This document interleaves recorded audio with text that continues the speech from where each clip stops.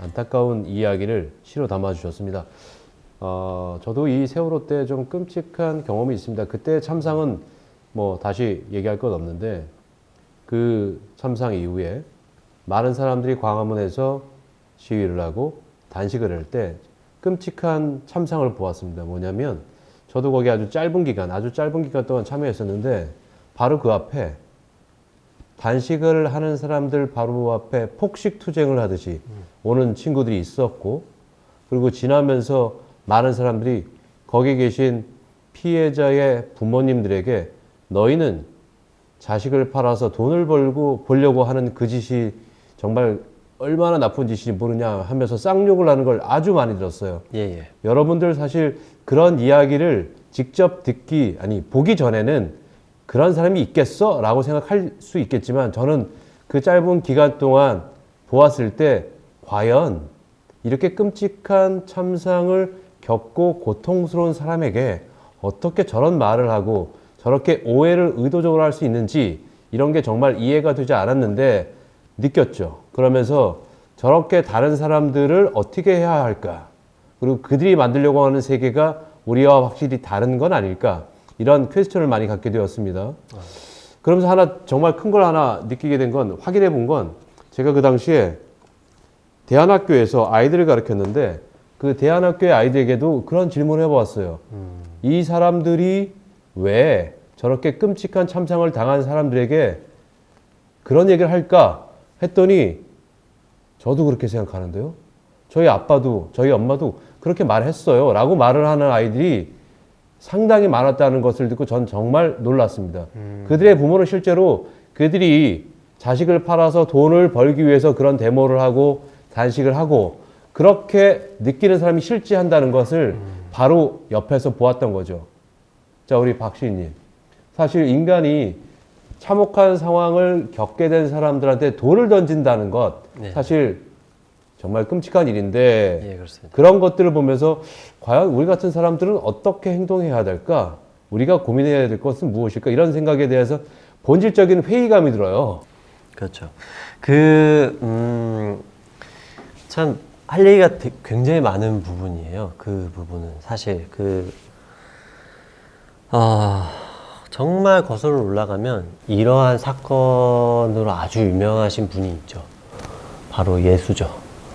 예수는 인간을 구원하기 위해서 뭐 사랑을 하고 기적을 행하고 했지만 결국에는 십자가를 짊어지고 돌팔매질을 당하면서 골고다 언덕에 십자가를 못 박히잖아요. 그러면서도 용서해요. 그렇게 얻게 된 게 무엇이냐? 지금의 바로 그 신성함이에요. 네. 네. 먼저 말씀드리고 싶은 건 인간적으로 봤을 때 왜 그런 사람들이 그런 행동을 하느냐라는 건데, 그런 사람들이 그런 행동을 하는 거에는 저는 그 사람들의 백그라운드가 중요하다고 생각을 합니다. 그러니까 세상에는 다양한 계층의 사람들이 다양한 환경에서 살아가고 있거든요. 분명히 소외되는 사람들이 있어요. 이 세계에서. 이 주류 세계에서 네. 마이너 스트림을 이루는 사람들이 있단 말이죠. 근데 그 사람들이 그 소외를 해소하지 못해요. 네. 왜냐하면 너무나도 이미 기득권이 모든 자리를 다 차지하고 있고 너무 바늘구멍이라는 거죠. 사회제가. 근데 그 사람들의 능력을 보면 대동소이합니다. 예. 그러니까 기득권을 이루고 있는 사람하고 하층민을 그냥 뭐 이렇게 말씀드리기 좀 뭐하지만 하층민을 이루고 있는 사람들 간의 능력 차이는 그렇게 크지 않아요, 사실 생각보다. 그러니까 거기서 오는 박탈감과 소외감, 그럼으로써 얻게 되는 고독, 그럼으로써 얻게 되는 불만들이 이러한 사건에서 발현이 된다고 봐요. 예수에게 돌 던졌던 사람들도 부자들이 아니에요. 가난한 사람들이 돌을 던집니다. 시장 상인들이 돌을 던지고 똑같습니다. 여기서도 그 세월호 참사 피해자들에게 돌을 던졌던 사람들을 보면 다 백수이거나 취직을 못한 친구들, 혹은 가정이 굉장히 어려워서 내 삶을 내 몸 하나 건사하기 힘들어하는 그런 청년 혹은 가족, 가장들이 대부분이에요.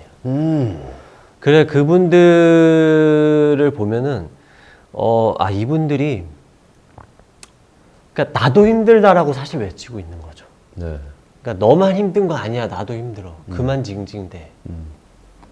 나도 징징대고 싶은데 너희들이 징징대는 거, 너희들의 울음소리만 세상에 모든 집중이 되다 보니까 내 울음소리를 들어줄 공간이 없는 거예요.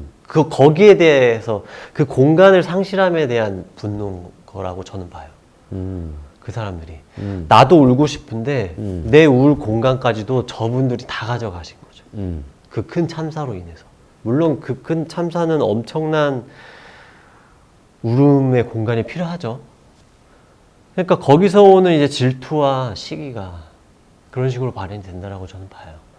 근데 문제는 이거는 이제 인간적인 문제고 사회적 관점에서 봤을 때 그러한 시기와 질투, 그러한 것들을 이런 지식인이라든가 언론 이런 계층에서 이렇게 잘 해석을 해줘야 되는데 문제는 그거를 확대하고 왜곡하고 오히려 그 갈등을 부추기고 있다는 거죠. 우리 사회 미디어 시스템들이 끔찍하죠. 예.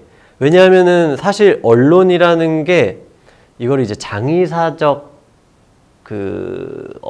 직업이라고 하는데요. 네. 비극이 있어야만 먹고 살 수 있어요. 먹고 살 수 있죠. 그들이 근데 할 게 미디어도 있어야죠. 똑같아요. 습성이 네. 갈등이 있어야만 뉴스가 되거든요. 그렇죠. 평화로우면은 뉴스는 안 팔려요. 그렇기 때문에 이들은 끊임없이 갈등을 만들어낼 수밖에 없는 그런 구조를 갖고 있어요. 그런 그 미디어가 있는 팔아야만 뉴스 미디어가 성장을 하기 때문에. 그러니까 그런 구조 속에서 미디어가 오히려 이런 갈등들을 더 극단적으로 부추기는 영상으로 만들어서 사회 갈등을 유도하죠. 이것들. 그러니까 이런 사회 구조적인 문제와 네. 그 사회 구조적인 문제로 인해서 인간이 아픈 사람들. 그러니까 아픈 사람들이 아픈 사람들을 공격하고 있다는 거. 그 아픈 사람들, 인간적인 문제에서의 아픈 사람들이 이 사회 구조적인 문제와 합쳐지면서 이렇게 잔혹한 일이 벌어지는 거죠. 근데 문제는 이렇게 잔혹한 일이 벌어졌을 때 이 잔혹한 일에 대해서 이렇게 해설해주고, 이러면 안 된다? 그리고 사실은 우리가 연대해야 된다. 라고 할 수 있는 창구가 너무 없어요. 그에 비해. 그렇기 때문에 그 창구를 늘려나가는 게 저는 사회구조적으로는 필요하다고 보고요. 그런 그 선순환적인 정말 진실에 가까운 정보 유통 구조를 좀 만들어 나가는 것이 필요하다고 보고. 그리고 저는 또 이게 무조건 나쁘다고 보지 않는 게 아까 말씀드렸다시피 예수가 그만큼 핍박을 받았기 때문에 신성을 얻고 지금 전 세계에서 제일 큰 종교가 됐잖아요. 예. 이 세월호 사건도 그러한 핍박 덕분에 오히려 세월호는 절대 건들면 안 되는 어떤 신성한 참사가 될 수 그 지위에 올라설 수 있다는 거죠. 이것 또한. 그래서 저는 어떻게 보면은 자양분이 될 수 있다. 그 세월호라는 참사를 우리가 더 높은 위치 그리고 더 큰 하나의 우리 사회에 필수적인 뭐 배워야 될 과정으로서의 위치로 옮겨 놓는데 이런 핍박이 오히려 도움이 될 수도 있다라고 보기도 합니다. 예수가 지금 세계를 점령하는 기독교가 됐듯이. 우리 박신이 얘기하신 건 사실 어찌 보면 대단히 긍정적으로 받아들일 수 있는 방법을 얘기해 주신 거고, 저는 사실 그런 얘기를 들을 때 그렇다고 하면 정말 많은 사람들이 그런 핍박을 받고 있는 걸 내가 같이 동조해 주지 않는다면 내가 그런 유사한 핍박을 받을 때 아무도 내 옆에 없을 것이다 라고 생각하는 것들을 아주 많은 사람이 얘기를 해줬으면 좋겠어요. 예, 바로 그게 제가 말하는 지식인들의 역할이고, 그 지식인들이 그런 역할을 할 수 있는 창구가 많아져야 된다라는 거죠. 지금은 너무 미디어 창구가 친자본주의적이고 상업적으로 가 있기 때문에 창구 역할을 제대로 못 해요. 그러한 그래서 좀 더 이제 공익적인 어떤 매체라든가 이런 것들이 더 많아져야 되고, 감독님께서 우려하시는 부분에 대해서도 저도 공감하고 있습니다. 그러면 안 되죠, 사실. 그러면 안 되는데, 어쩔 수 없는 것 같아요. 저는 세계가 획일화되면 안 된다고 생각해요. 획일화된 세계 자체가 죽은 사회다, 이미. 그렇기 때문에 예. 이러한 부침이 있어야 우리가 서로가 서로를 좀 더 안고 가고 더 개선되고 앞으로 더 나아가고 그리고 삶에 대한 희망, 결국에는 그것을 만들어주고 있는 어떤 세상의 어떤 알고리즘이자 그것이 이 진리의 법칙이 아닐까 싶습니다. 저는. 우리 박한 씨께서 얘기하는 부분에 대한 공감과 이해는 분명한데 사실 자신이 살아가야 되는 기준과 목표를 타인이 아주 많이 오랫동안 결정했어요. 이를테면 정말 힘들고 못 사는 사람들이 보는 신문들 놀랍게도 다 조중동입니다. 그들은 역사 이전부터 대한민국이 만들어지기 전부터 지배 계층들이 원하는 삶에 대한 얘기를 많이 써왔어요. 지금도 그렇고. 근데 그걸 아주 진리인 것처럼 받아들이면 자신의 삶을 그렇게 살 수밖에 없는 거죠. 그들의 수족처럼 살 수밖에 없는 거죠. 그런 위험성이 있다는 부분을 얘기하는 거고, 그런 걸 선택을 할 줄은 알아야죠. 그런 선택을 할 줄 알아야 되는 부분 포함해서 자신의 미래, 자신이 살아가야 될 목적을 본인이 선택할 수 없다면 그들에 의해서 지배당할 뿐이다 라는 얘기를 말씀드리고 싶고, 지금 우리 박 씨께서 이런 유사한 것들로 최근에 12구 이태원 참사에 대한 시도 네, 한편 그렇습니다. 이어서 읽어줄 수 있는 시간 한번 갖고 이야기를 계속해 볼까 합니다. 역시나 이 시도 최근에 벌어진 그 참사에 대한 추모의 였죠. 성격을 가지고 있는 시이고요. 네. 우선 시를 읽고 제 시를 쓰게 된 이제 배경이라든가 이런 거에 대해서 좀 설명을 드리도록 하겠습니다. 네. 나는 이제 10월 29일 이태원. 나는 이제 함부로 눈을 뭉치지 못하겠지. 좁은 골목과 담장이로 쌓이던 것들이 모두 숨구멍이었단 걸 너희는 이해했을까? 붙어선 내 슬픔이 미안해. 빨간 벽돌마다 손잡이를 달아둘 거야. 자물쇠란 자물쇠는 모두 다 풀어놓을 거야. 네가 한 조각도 깨지지 않게 거울들을 가려놓을 거야. 다신 짓밟히지 않도록 진열장 위 구두들 다 벗겨놓을 거야. 나는 알지. 그래도 너에겐 가지 못할 거야. 길은 눈에 묻혀도 여전히 두근거려. 어딘가 숨을 참지 않고는 갈 수 없는 곳을 너희는 가려 한 걸까? 별도 신호도 너희를 위해 깜빡이는 것 하나 없는 날, 나는 한동안 내리막에서도 숨이 찰 거야. 큰 길에서도 자주 멈춰설 거야. 모든 벽들이 쓰러질 때까지 주먹 대신 손바닥을 펴고 부르튼 그 길을 밀며 휘적휘적 걸어갈 거야. 저는 이 시의 예. 앞줄 중에 예. 좁은 골목과 담장 위로 쌓이던 것들이 모두 숨구멍이었단 걸 라는 표현을 딱 듣고 솔직히 좀 약간 울컥했어요. 예, 맞습니다. 예. 이 작품에 대한 어떤 그 쓰게 된 계기나 이런 부분들, 그리고 사실 이걸 통해서 표현하고 싶은 어떤 내용에 대해서 한번 이어서 말씀 부탁드릴게요. 이 얘기를 하기 전에 굉장히 많은 이전으로 좀 거슬러 올라가자면 참 이런 얘기를 안 할 수가 없는데 우리나라에서 늘 이런 대형 참사가 반복되는 시절이 있잖아요. 예. 이 대형 참사가 반복되는 시절은 늘 정권이 네. 특정 정당이 정권을 잡았을 때 꼭 네. 발생을 합니다. 세월호도 그렇고 이태원도 그렇고. 이번 저는 대선 때 대선 개표 결과를 밤을 새면서 저도 봤는데 저는 상당히 희망을 가지고 봤지만 결과가 정말 안타깝게도 이런 결과가 났고 현실적인.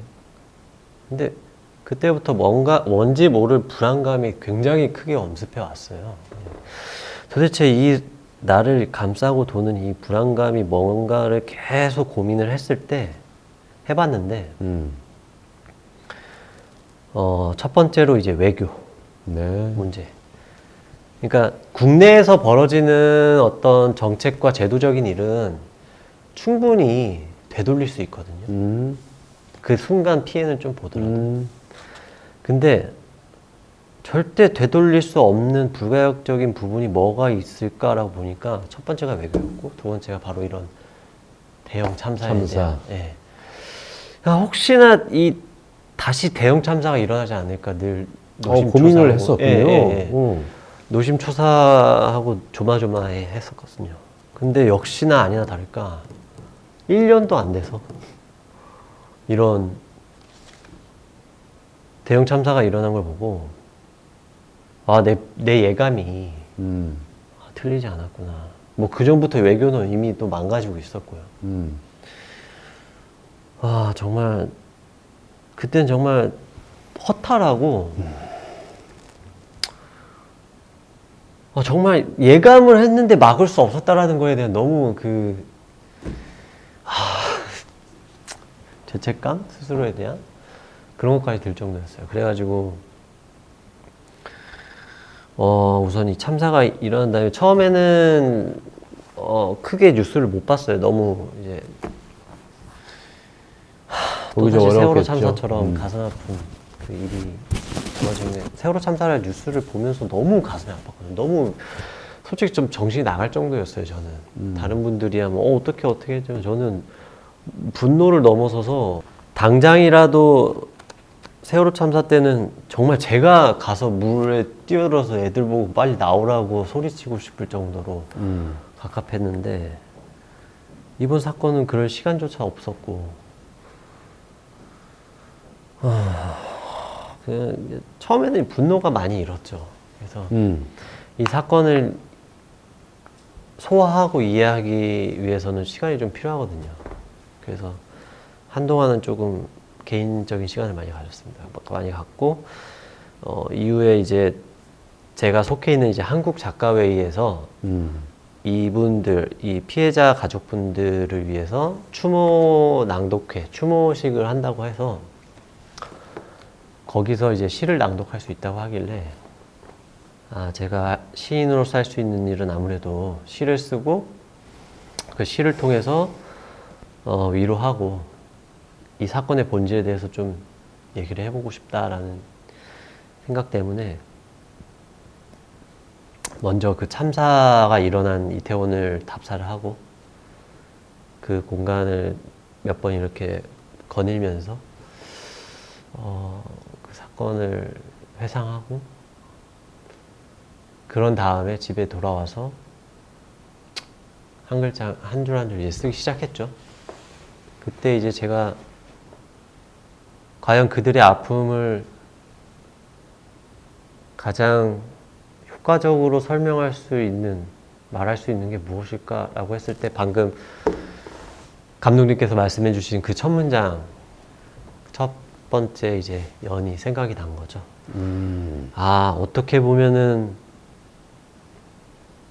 우리가 골목에 이런 모든 것들이 다 누군가의 숨구멍이었을 수도 있겠구나. 우리가 함부로 걷어찼던 연탄이라든가 쓰레기라든가 자동차, 세워져 있는 자동차가 다 어떻게 보면 심지어 눈뿐만이 아니라 골목에서는 그 모든 것들이 누군가에게 숨구멍이었겠구나. 그것들이 모여있다 보니까 숨이 막혀서 너희들은 그걸 알고 떠났을까? 라는 어떤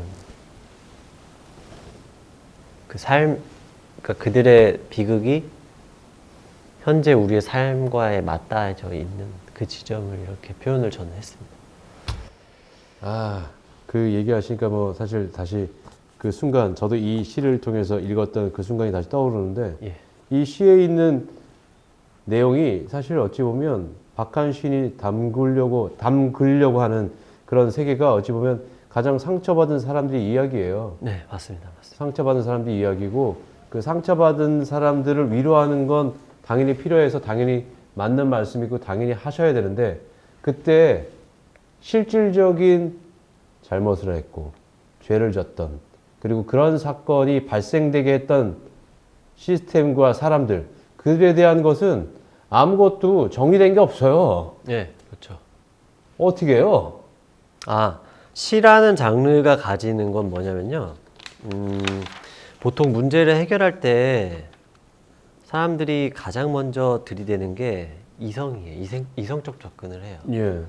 근데 시에서는 해결 방법을 뭘 제시하냐면 아까 감독님이 울컥했다고 말씀하셨잖아요. 바로 그 공감을 건드려요. 먼저. 공감이 되지 않으면 관심이 없고 관심이 없으면 이성적으로 그 문제를 해결할 수 없거든요. 네. 근데 우리는 늘 문제를 시작하는 게 이 앞부분을 생략하고 시작을 해버려요. 바로 이성적인 막 제도부터 막 바꾸자 막 이런 식으로 문제 해결 방법을 찾아요.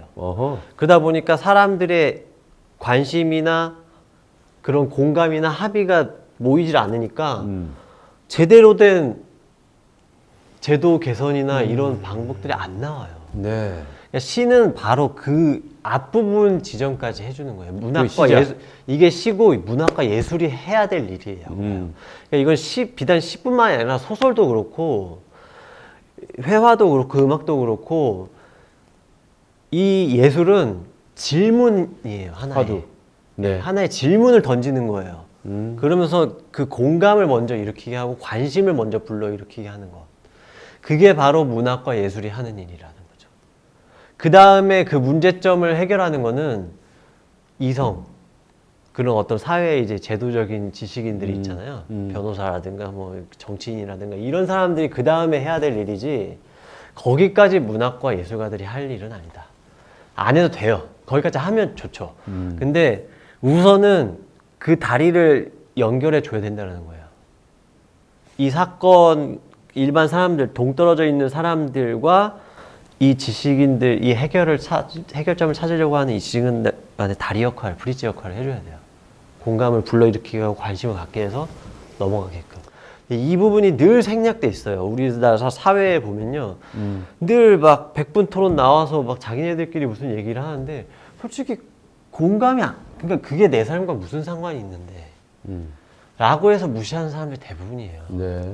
근데 그게 네 삶과 관련이 있어 라고 말해주는 게 그걸 이어주는 게 바로 그 지점을 그러니까 서로 다른 이렇게 찢어져 있는 세상을 하나의 세상으로 꿰매주는 역할이 바로 예술의 역할이다. 그리고 본인 시가 그런 역할을 예, 저는 자행하고 그런 역할을 하기 위해서 좀 많이 몰입하고 천착하고 있죠. 우리 박한 시인의 본인의 예술관 그리고 시적인 어떤 형태가 어떻게 되면 좋겠다라는 말씀 주셨는데 뭐 그런 예술관에 대한 것은 사실 사람마다 다 다를 수 있으니까 예, 맞습니다. 거기에 해당되는 어떤 해법은 각자 잘 찾으시길 바라고 저는 우리 박한 시인과는 좀 다른 방향으로 뭔가 해소할 것 같긴 한데 예, 감독님도 영화를 통해서 이렇게 문제 제기를 하시는 이번에 이제 개봉할 작품도 역시나 네. 사실 방금 말씀하셨던 거랑 아주 공감할 수 있는 게 제가 만든 영화는 실제로 스위트홈이라는 그 작품을 통해서 이 시대의 교육과 부모와 자식이 가져야 될 상황이 과연 무엇이 중요한가 그것에 대한 화두를 던지는 거죠. 그 질문이 던져진 다음에 여러분들이 그 좋은 결정을 하실 수 있는 단초를 마련하는데 우리 박한 시인의 시 역시 그런 그렇습니다. 질문을 던지고 공감을 하게 되는 게 얼마나 중요한지 네네네, 맞습니다. 느껴야 한다. 거기서부터 문제의 그 인식이 시작되는 거죠. 그러니까 문제를 인식해야 해결을 하잖아요. 근데 문제로서 인식도 아직 안 된 사람들에게 야 이거 문제인데 해결해야 돼라고 얘기해 버리면 그게 왜 문제야? 이렇게 돼버린다는. 네. 그러니까 그 지점을 이제 예술이, 문학이, 영화가 그 부분을 대답을 해주는 거죠. 네. 아, 사실 이 안타까운 상황에 대한 얘기를 막상 시작하면 한두 끝도 없기 때문에 오늘 자리는 요 정도 하고 네네. 이 우리 채널맥에서 소개하는 여러 가지 것들 중에 코너 안에 코너 원픽 무비라고 있어요. 아, 원픽 예. 시네마. 네네. 내 인생에 정말 좋아하는 영화 많이 있다 손 쳐도 딱 한 편만 소개한다면 과연 어떤 영화를 소개할 수 있을까? 원픽 시네마. 우리 박한 시인님 어떤 영화 원픽 시네마 하시겠습니까?